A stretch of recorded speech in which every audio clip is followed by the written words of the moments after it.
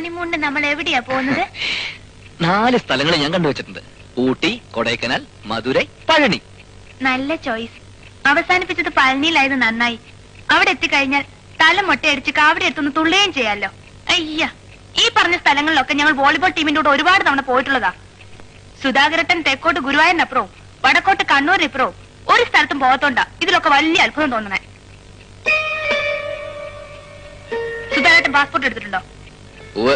എന്റെ അടുത്തും പാസ്പോർട്ട് ഉണ്ട്. നമുക്ക് ഹണിമൂൺ വെസ്റ്റ് ജർമ്മനിയിലാക്കിയാലോ? അവിടെ നിന്ന് ഇറ്റലി അടുത്താണ്. റോമിൽ ഒന്ന് പോവാം. യൂറോ റെയിൽ ടിക്കറ്റ് എടുത്താൽ യൂറോപ്പ് മുഴുവനും കറങ്ങാം.